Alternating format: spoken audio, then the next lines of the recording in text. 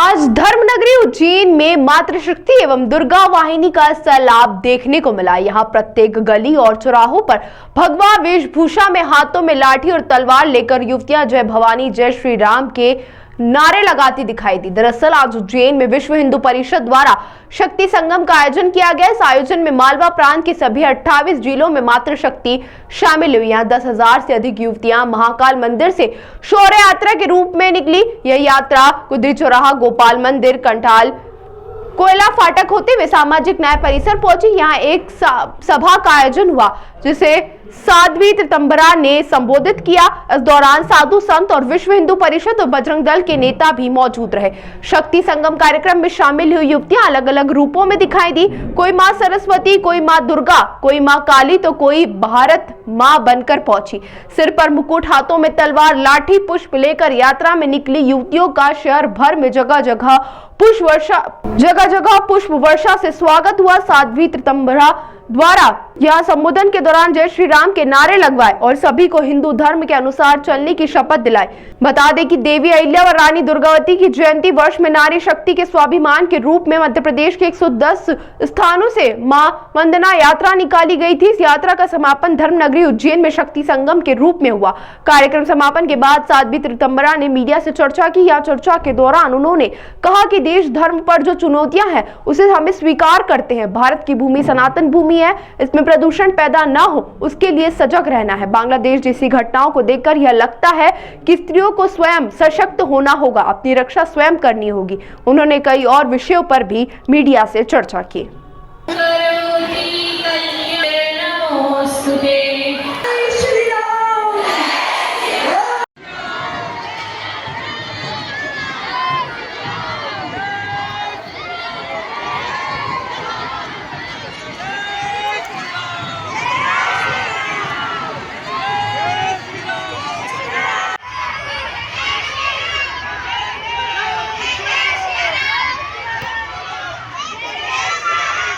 जिनकी चर्चा अभी हम कर रहे थे, अहल्याबाई होलकर जैसी देवियां, चन्नम्मा जैसी दुर्गा, जीजावती जैसी, वो हमारे सुपरस्टार हैं। ये सुपरस्टार नहीं है, ये हमारे माथे पे बैठा दिए गए हैं और इस बात का हमारी संतानों को पता होना चाहिए।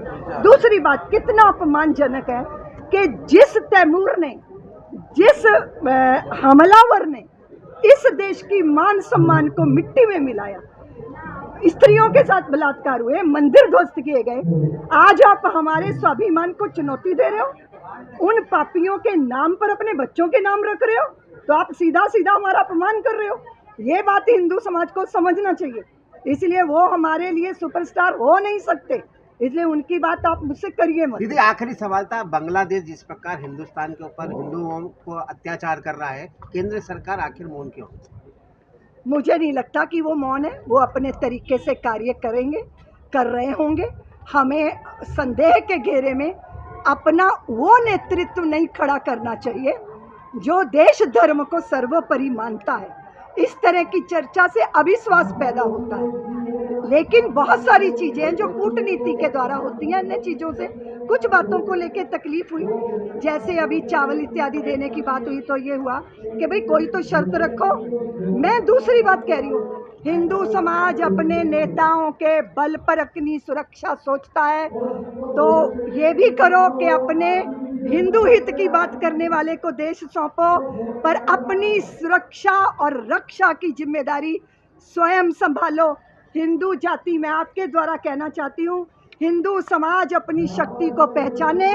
नेताओं की ताकत हमारी ताकत नहीं है, नेताओं को हम ताकत देते हैं, अपनी ताकत को पहचाने। एक आखिरी सवाल था, लोकसभा में प्रियंका गांधी बार बार कभी फिलिस्तीन का बैग ले जाती हैं, कभी बांग्लादेश का ले जाती हैं, तो ये कितना उचित है? उसके द्वंद्व साफ साफ दिखाई दे रहे हैं, इसलिए ऐसे दोगले विचारधारा वाले लोगों की क्या बात मुझसे आए थे। उन्होंने आशीर्वचन भी दी है, कितनी ऊर्जा युवतियों में दिखाई दी है? आज इस ऊर्जा को कहने के लिए शायद मेरे पास शब्द नहीं है, क्योंकि दीदी माँ जो ऊर्जा इन बहनों में भरकर गई है, उस ऊर्जा को लेकर आज ये यहाँ से अपने अपने क्षेत्र में, अपने अपने गाँव में, मोहल्लों में जाकर इस ऊर्जा का संचार जो बहनें यहाँ किसी कारणवश नहीं आ पाई हैं उन बहनों के अंदर भरेंगी और उसी ऊर्जा का संचार पूरे मालवा प्रांत की बहनों के द्वारा होगा।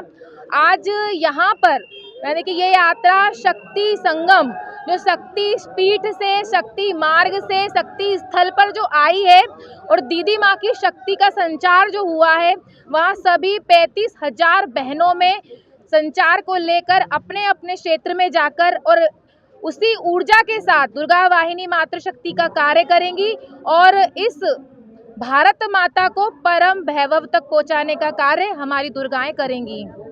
कितनी महिलाएं आई थी और क्या शुरुआत हुई इस पूरा का आयोजन? इस पूरे आयोजन में 35,000 से ऊपर दुर्गा और मातृ की संख्या थी और इस कार्यक्रम का जो हमारा एक उद्देश्य था कि जो बहनें ये सोचती हैं कि मैं अकेले क्या कर पाऊंगी, तो इस शक्ति के माध्यम से ये एक संदेश गया है कि नारी अबला नहीं सबला है और वह एक अकेली महिषासुर का रूप धारण करके समाज में फैले हुए असुर शक्तियों का संहार कर सकती है।